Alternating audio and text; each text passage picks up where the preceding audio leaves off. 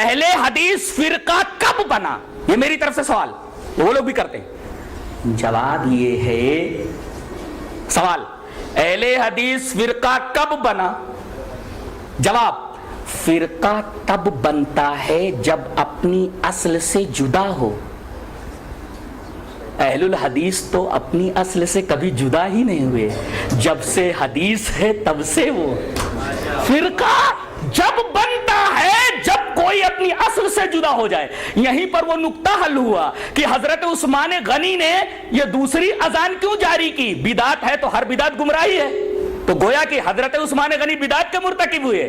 بدعت نہیں ہے، اذان کا مقصد تھا لوگوں کو نماز کے لیے بلانا۔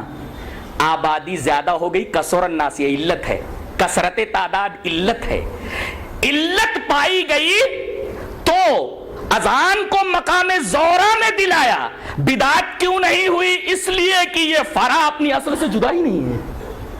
نہیں سمجھ میں آیا؟ یہ نقطہ سمجھ میں آ جائے تو بہت سارے مسائل آٹومیٹکلی سمجھ میں آ جاتے ہیں۔ فرقہ جب بنتا ہے جب اپنی اصل سے جدا ہو۔ اچھا، ایک سوال اور قائم کرتا ہوں کہ جب اللہ نے تمہارا نام مسلم رکھ دیا تو تم اہل الحدیث اپنا نام کیوں رکھتے ہو؟ جواب اس کا یہ ہے کہ یہ اہل الحدیث جو نام ہے یہ وصفی ہے، مسلم ذاتی ہے، اور وصفی نام رکھنا جائز، یہ تو حدیث سے ثابت کر رہا ہوں اور عقلی طور پر بھی ثابت کروں گا۔ پہلے یہ ثابت کروں گا کہ وصفی نام رکھنا جائز ہے۔ دلیل یہ حدیث پاک، وعن الزہری سمع محمد بن جبیر بن مطعم رضی اللہ تعالیٰ عنہ عن ابیہ قال ان النبی صلی اللہ علیہ وسلم قال انا محمد وانا احمد وانا الماحی الذی یمحی بی الکفر وانا الحاشر الذی یحشر الناس على عاقبی وانا العاقب والعاقب الذی لیس بعدہ نبی رواہ مسلم فی کتاب الفضائل۔ حضرت امام مسلم رحمہ اللہ اس حدیث پاک کو اسے کتاب الفضائل کے اندر لائیں۔ نبی کریم صلی اللہ علیہ وسلم نے ارشاد فرمایا، میرا ذاتی نام ایک محمد ایک احمد ہے، اور میرے کئی وصفی نام ہیں، ایک حاشر ہے، ایک عاقب ہے، ایک ماہی ہے، ایک رحیم ہے، وغیرہ وغیرہ۔ اور ایک نقطہ یاد رکھو کہ کسی ذات کے متعدد صفات اس کی عظمت پر دلیل ہوتے ہیں، نہیں؟ قرآن حکیم کا مطالعہ کرنے والا طالب علم جانتا ہے کہ قیامت کے بے شمار نام ہیں، یوم التغابن، الواقعہ، الحاقہ، القارعہ، 50 کے قریب اس کے نام۔ ایک نام یوم التغابن، ہار جیت کا دن، 400 سے زیادہ، 400 سے زیادہ ہے، جیسا کہ حضرت فرما رہے ہیں۔ یوم التغابن اسی میں سے ہے، یوم التغابن، ہار جیت کا دن۔ ہار جیت کا دن، اس دن جنتی جیت جائیں گے، کافر ہار جائیں گے، اس وجہ سے اس دن کا نام یوم التغابن پڑا، ہار جیت کا دن۔ اور کیسی ہار؟ یہاں تو کرکٹ والے ہار جاتے پھر جیت جاتے ہیں، وہاں کوئی آپشن ہے ہی نہیں۔ ایک دفعہ جو جیت گیا ہمیشہ کے لیے جیت گیا، جو ہار گیا سو ہمیشہ کے لیے ہار گیا، کوئی آپشن نہیں ہے، سیکنڈ آپشن ہے ہی نہیں، آپشن ہے ہی نہیں۔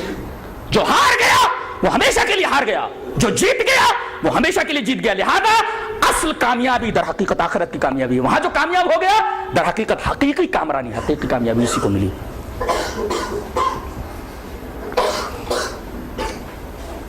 تو کسی چیز کے متعدد نام، متعدد اسما، اس کے متعدد صفات اس چیز کی، اس ذات کی عظمت کی دلیل ہوتے ہیں۔ جیسے قیامت ایک امر عظیم ہے، اسی وجہ سے 400 سے زیادہ اس کے نام ہیں۔ اور امام قرطبی رحمۃ اللہ علیہ نے یہ بات لکھی ہے کہ کسی چیز کے متعدد نام اور کسی چیز کی متعدد صفات اس کی عظمت شان کے اوپر دلیل ہوتی ہے۔ عربوں کے ہاں، اہل عرب کے ہاں تلوار کی بڑی عظمت تھی، بڑی اہمیت تھی، لہذا انہوں نے صرف تلوار کے لیے 500 الفاظ جمع کیے۔ 500 ورڈ ہے تلوار کے لیے۔ تلوار کے لیے کتنے ورڈ ہیں؟ 500 الفاظ ہیں صرف تلوار کے لیے۔ اتنی رچ لینگویج ہے یہ عربی، تلوار کے لیے صرف 500 ورڈ ہیں، 500 الفاظ ہیں، اتنی رچ لینگویج ہے۔ گویا کہ تلوار ان کے لیے بہت اہم تھی، لہذا اس کے نام بہت زیادہ۔ اسی وجہ سے اہل الحدیث کبھی اپنے آپ کو اہل الحدیث کہتے ہیں، کبھی اصحاب الحدیث کہتے ہیں، اور کبھی سلفی کہتے ہیں، اور کبھی محمدی کہتے ہیں۔ یہ بہت سارے نام، متعدد صفات در حقیقت اہل الحدیث کی ذات مسلم کے عظمت کے اوپر دلیل ہے۔ اس وجہ سے انہوں نے کئی نام رکھ لیے. اچھا مسلم نام اللہ نے رکھ دیا تو آپ نے وصفی نام کیوں رکھا؟ اس لیے کہ حدیث سے ثابت ہے وصفی نام رکھنا، جیسا کہ نبی کریم صلی اللہ علیہ وسلم کے ذاتی نام بتائے گئے اور اس کے بعد آپ نے اپنے وصفی نام بتائے، تو وصفی نام رکھنا جائز ہوا. اب منطقی دلیل یہ کہ اگر ذاتی نام کوئی ہے اور اگر وصفی نام رکھا جائے تو یہ جو وصفی نام ہے یہ ذاتی نام کا معرف ہو، مقسم نہ ہو. لفظ یاد رکھا جائے، ذاتی نام کا معرف ہو، مقسم نہ ہو، تعریف کرنے والا ہو، وضاحت کرنے والا ہو اور اس کی وضاحت کرنے والا ہو، تقسیم کرنے والا نہ ہو. اب بتائیے اسلام از اکول ٹو اہل الحدیث، درست ہے کہ نہیں؟ اس لیے کہ اسلام نام ہے قرآن و حدیث کا، قرآن و حدیث سے جو کچھ باہر ہے وہ اسلام ہے ہی نہیں، لہذا اسلام از اکول ٹو اہل الحدیث. اور اسلام از اکول ٹو اہل الحدیث اور مسلم از اکول ٹو اہل الحدیث، تو اہل الحدیث جو نام ہے ذاتی نام کا معرف ہے، ممیز ہے، مقسم نہیں ہے. اگر حنفی اور شافعی رکھ دیا جائے تو یہ مقسم ہے، لہذا اہل الحدیث رکھنا درست ہے اور کسی شخصیت کی طرف انتساب کر کے نام رکھنا درست نہیں، اس لیے کہ وہ مقسم ہے، تقسیم کرنے والا ہے، معرف اور ممیز نہیں ہے. کیا یہ نام صحابہ کرام رضوان اللہ تعالی علیہم اجمعین کے زمانے میں بھی تھا؟ جی ہاں تھا. دلیل یہ اثر وعن الشیبی قال کرہ الصالحون الاولون الاکثار من الحدیث ولو استقبلت من امری ما استدبرت ما حدثت الا بما اجمع علیہ اہل الحدیث. تذکرۃ الحفاظ قال الحاکم فی ترجمۃ الشیبی، امام عامر شیبی کے ترجمے میں یہ نقل ہے اور تذکرۃ الحفاظ میں قول موجود ہے. حضرت شیبی فرما رہے کہ پہلے کے نیک لوگ زیادہ حدیث بیان کرنے سے ذرا بچتے تھے اور وہ بات جو مجھے بعد میں معلوم ہوئی اگر پہلے معلوم ہو گئی ہوتی تو میں وہی حدیث بیان کرتا جس پر تمام اہل الحدیث کا اجماع تھا. اور یہ شیبی کون ہے؟ اوپر کسی کا اجماع، اتنے لوگوں کی تعداد حیرت انگیز ہے.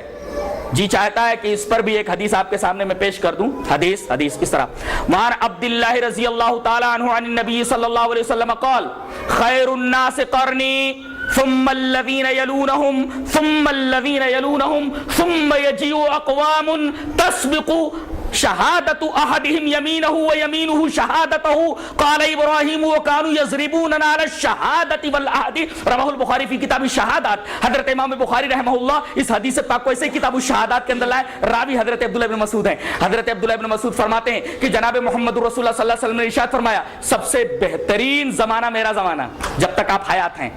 اب آپ کے زمانے کے بعد کون سا زمانہ بچتا ہے؟ صحابہ کرام کا. اور صحابہ کرام کا زمانہ، اس کے بعد تابعین کا زمانہ. یہ تین زمانے ہیں. خیر الناس قرنی یہ میرا زمانہ، ثم الذین یلونہم پھر اس زمانے سے جو لوگ منسلک صحابہ، ثم الذین یلونہم پھر میرے صحابہ سے جو منسلک ہیں. اس کا مطلب دور نبوی، دور صحابہ، دور تابعین اور دور صحابہ کے اندر یہ لفظ موجود تھا. اس کا مطلب صحابہ کرام رضوان اللہ تعالی علیہم اجمعین لفظ اہل الحدیث سے اچھی طرح واقف تھے. اب آخری بات رہ گئی، کیا یہ نام رکھنا ضروری ہے؟ جی ہاں ضروری ہے. کیوں؟ دلیل اس کی یہ ہے کہ نبی کریم صلی اللہ علیہ وسلم کے زمانے میں کیا یہ ہوتا تھا کہ یہ حدیث صحیح ہے یا حدیث ضعیف ہے؟ رسول اللہ صلی اللہ علیہ وسلم کوئی بات کہہ رہے، کوئی حدیث بیان کر رہے تو اس کا مطلب یہ تھا کہ جو کچھ آپ بیان کر رہے ہیں وہ سب صحیح ہے. آپ یہ تھوڑی کہتے تھے کہ یہ بیان کر رہا ہوں یہ حدیث صحیح ہے حدیث ضعیف ہے.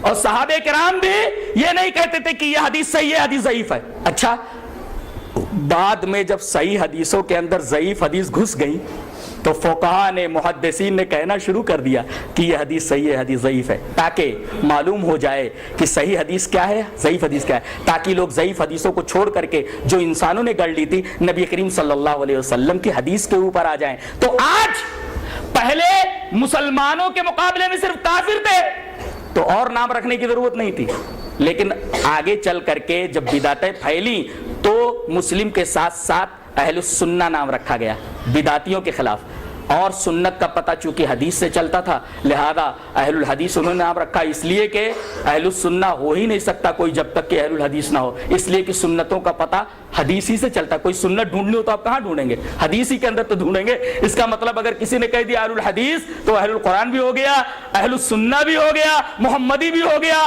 سلفی بھی ہو گیا، سب کچھ ہو گیا۔ یہ لفظ اہل الحدیث بہت جامع ہے، یہ در حقیقت ممیز ہے دیگر تمام ان فرقوں کے مقابلے میں جو اپنی خواہشات اور اپنی اہوا، اپنے آرا، اپنے خیالات فاسدہ اور اپنی افکار کاسدہ کے اوپر قائم ہیں۔ ان سے تمیز دینے کے لیے یہ نام رکھنا ضروری ہو گیا ہے، جیسے کہ محدثین کے اوپر یہ ضروری تھا کہ بتائیں کہ یہ حدیث صحیح ہے یہ حدیث ضعیف ہے، تاکہ لوگ صحیح اور ضعیف کے درمیان فرق کر کے تمیز کر کے حدیث سے صحیح کے اوپر عمل کریں۔ ایسے ہی ضروری ہے کہ لوگ یہ نام رکھیں۔ آج لوگ کہتے ہیں کہ یہ نام در حقیقت ایک فرقہ ہے۔ بہت غور سے سنو، لے کر جاؤ، آج یہاں سے لے کر کیا جاؤ گے؟ یہ آخری بات۔ ایک صاحب نے کہا کہ 4 ہی تو فرقے ہیں، یہ 5واں کہاں سے آیا؟ میں نے کہا کہ 4 فرقے کون سے؟ بولے کہ ایک سمندر ہے۔ بولے ہاں سمندر ہے، اس سے 4 نہریں نکلی تو پانی تو وہی ہے، پانی تو وہی ہے۔ ایک سمندر ہے، 4 نہریں نکلی، امام ابو حنیفہ رحمۃ اللہ علیہ کی نہر، امام شافعی کی نہر، امام مالک کی نہر، امام احمد، 4 نہریں نکلی، یہ 5واں کہاں سے آیا؟ میں نے کہا 5واں وہی سمندر ہے۔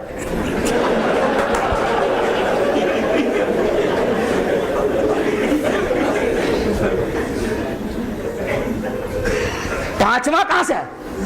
4 نہریں نکلی، 5واں کہاں سے آیا ہے؟ میں نے کہا سمندر ہی تو ہے، وہی اصل ہے، وہی اہل حدیث ہے۔ اچھا یہ 4 تو وہی پانی ہے۔ بولے پانی تو صحیح تھا۔ میں نے کہا لیکن آگے چل کے بارشیں ہوئیں اور بڑی گندگیاں آ گئیں سب اس کے اندر۔ اب اگر صحیح پانی اور صاف و شفاف پانی پینا تو سمندر کی طرف رجوع کرنا ضروری ہے۔ اب وہ آیت کریمہ پڑھ لو، تقریر کا اختتام، یا ایھا الذین آمنوا اطیعوا اللہ واطیعوا الرسول واولی الامر منکم فإن تنازعتم فی شیء فردوہ الی اللہ۔ اگر پانی گدلا ہو جائے تو گدلے پانی کو چھوڑ دیا جاتا ہے، ڈائریکٹ کنویں کی طرف، اصل کی طرف رجوع کیا جاتا ہے۔ وہی مطلب ہے فإن تنازعتم فی شیء فردوہ الی اللہ ورسول۔ اللہ